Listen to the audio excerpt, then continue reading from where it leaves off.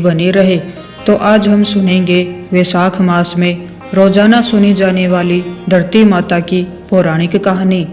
एक बार की बात है, एक बूढ़ी महिला थी। वह धर्म पुण्य बहुत अधिक करती थी। वह बुढ़िया माई इतना अधिक धर्म पुण्य करती थी कि उसके धर्म करने के कारण उसका घर बार सारा खाली हो गया। उसने अपने घर की सभी आवश्यक वस्तुएं दान कर दी। इसी तरह फिर एक दिन उसने अत्यधिक धर्म पुण्य करने के कारण धर्मराज जी का सिंहासन हिलने लगा। जब धर्मराज जी कहने लगे कि ऐसा कौन दानी हो गया जिसने धर्म पुण्य करके मेरे सिंहासन को हिला दिया है। इसके पश्चात धर्मराज जी कहने लगे कि अगर यह दानी इसी प्रकार दान पुण्य करता रहा तो यह मेरे सिंहासन को छीन लेगा। अपने दूत से कहा कि तुम जाकर इस दानी का पता लगाओ। और फिर धर्मराज जी ने इस कार्य के लिए यमराज को भेज दिया। यमराज ने दानी का पता लगाते हुए धरती पर आकर एक कोढ़ी व्यक्ति का रूप धारण कर लिया। और फिर वह कोढ़ी रूप धारण करके उसी गांव में आ गया जहां वह बुढ़िया रहती थी। वह कोढ़ी सारे दिन गांव में कपड़ा मांगते हुए घूमता रहा, लेकिन किसी ने उसे तन ढकने के लिए कपड़ा नहीं दिया। सर्दियों का समय था और बहुत तेज ठंड पड़ रही थी। वह कोढ़ी फटे पुराने वेश में घूमते हुए सभी घरों के सामने से गुजरते हुए आवाज लगाता हुआ जा रहा था कि मुझे कोई कपड़ा दे दो, मुझे कोई कपड़ा दे दो। लेकिन किसी ने उसकी आवाज नहीं सुनी। अब रात का समय हो गया था कि तभी उस बुढ़िया को यह आवाज सुनाई पड़ी। तब वह अपनी बहू से कहने लगी कि बहू उठो और जाकर देखो कि बाहर कौन है। मुझे यह किसी मंगते भिखारी की आवाज लगती है। उसे सर्दी लग रही होगी, शायद तुम बाहर जाकर देखो और उससे पूछो कि उसे क्या चाहिए। तब वे अपनी सास की बात सुनकर कहने लगी, माँ जी, अपने द्वार पर तो कोई न कोई आता ही रहता है मांगने के लिए। अब इस समय हम बाहर नहीं जाएंगे। और इस प्रकार कहकर बड़ी 3 बहुओं ने बाहर जाने के लिए मना कर दिया। परंतु चौथे नंबर की बहू कहने लगी कि माँ, आप निश्चित रहे, मैं जाकर पता लगाती हूँ कि बाहर कौन आया है।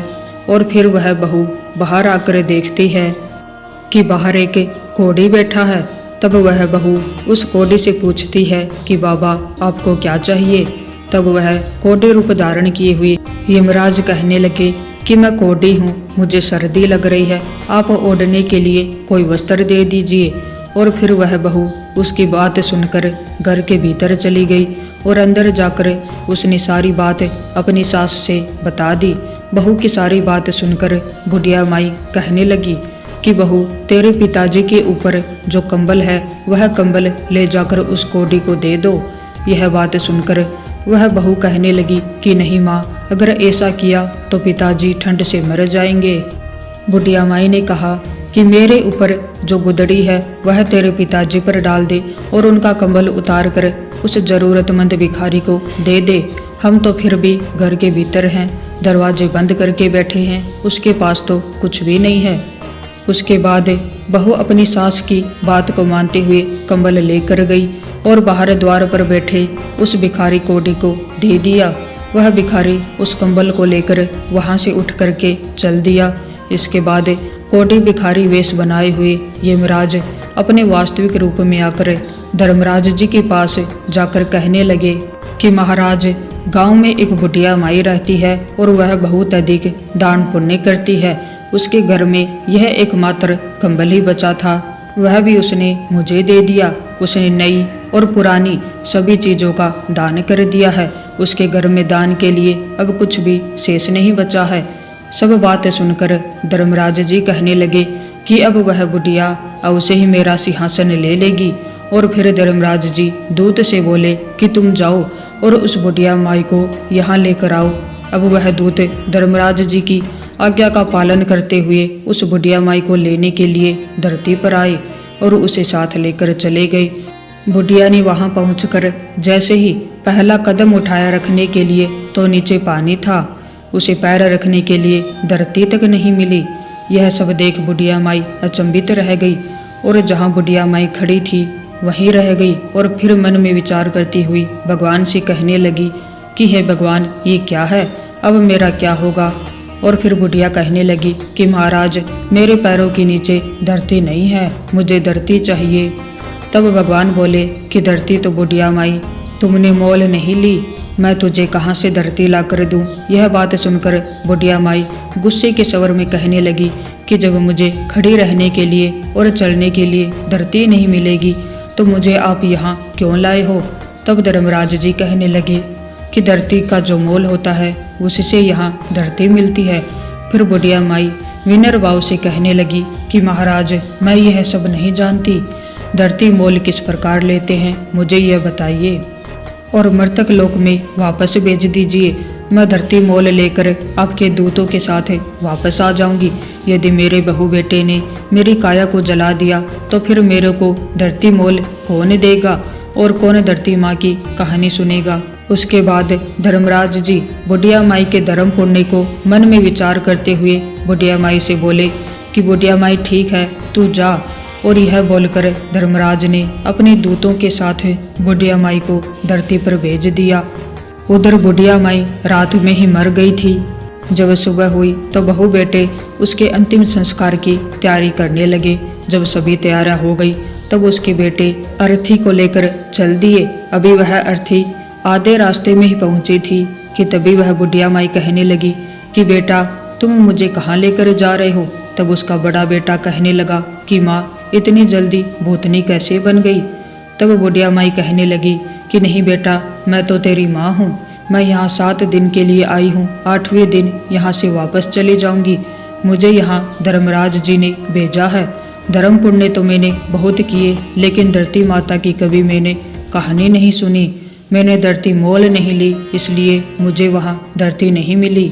बेटा, ब्राह्मण को बुलवाकर आज के दिन से ही मुझे धरती माता की कहानी सुनाना शुरू कर दो। 7 दिन कहानी सुनाकर उद्यापन करके 8वें दिन मैं वापस चली जाऊंगी और फिर दोबारा लौटकर कभी नहीं आऊंगी। बुढ़िया माई के बेटे सब बात सुनकर असमंजस में पड़ गए। तभी एक बुजुर्ग पंडित कहने लगे कि बेटा, तुम्हारी माँ भगवान के दरबार में जाकर आई है और अपनी काया में फिर से आ गई है। यह सब सच कह रही है, भगवान ने इसे यहाँ भेजा है। बुजुर्ग पंडित की बात सुनकर और समझकर सभी लोग बुढ़िया माई को वापस घर ले आए। उसके बाद बुढ़िया माई ने लगातार 7 दिनों तक ब्राह्मणी को घर में बुलवा करके उससे धरती माता की कहानी सुनी। 8वें दिन पानी का भरा हुआ लोटा, रोली मोली तथा 5.25 नाल का धागा और गुड़ की डली लेकर बुढ़िया माई अपनी बहू से कहने लगी कि चलो बेटा, तुम सब मेरे साथ पीपल के नीचे चलो। वहाँ चलकर हम सब बैठकर धरती माता की कहानी सुनेंगे। आज मेरे इस व्रत का उद्यापन करना है, तुम भी सब चलो। तुम सब भी इस कथा को सुनना, जिससे तुम्हें यह पीड़ा दुख न सहना पड़े। और फिर वह बुढ़िया माई अपनी सभी बहुओं और ब्राह्मणी को लेकर पीपल के पेड़ के नीचे पहुंच गई। वहां बैठकर ब्राह्मणी ने धरती माता की कहानी कही और बुढ़िया माई और सब लोगों ने कहानी सुनी। कहानी पूरी होने के बाद में 1.25 नाल का धागा, 5 रुपए और गुड़ की डली लेकर उस पीपल की जड़ में दबा दिया। फिर बुढ़िया माई हाथ जोड़कर कहने लगी कि लो धरती माता, इसे स्वीकार करो। धरती माँ, अब मैंने तुम्हें मोले ले लिया है, मेरे सभी पाप तुम अपने में समेट लो, मुझे आगे धरती मिलनी चाहिए। इस प्रकार से बुढ़िया माई ने 7 दिन तक धरती माता की कहानी सुनकर उद्यापन कर दिया तथा उसकी बहुओं ने 1 दिन धरती माता की कहानी सुनकर उद्यापन कर दिया।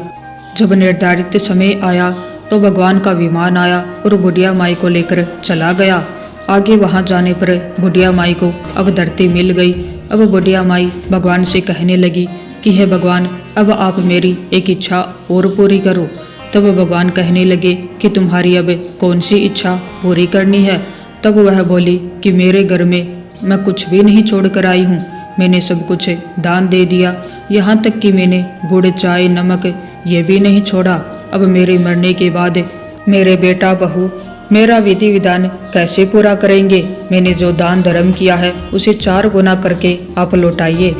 तब भगवान बोले कि ठीक है, मैंने तेरा किया हुआ दान धर्म तेरे बहू बेटे को 4 गुना करके लौटा दिया। बुढ़िया माई, अब तेरे घर में हर चीज की मौज होगी। उधर जब सुबह हुई तब छोटी बहू उठकर सभी से कहने लगी कि उठ जाओ, चाय पी लो। जब सभी ने उठकर देखा तो उनके घर में धन दाने के भंडार भर गए थे। तो ये थी धरती माता की कहानी, जो कि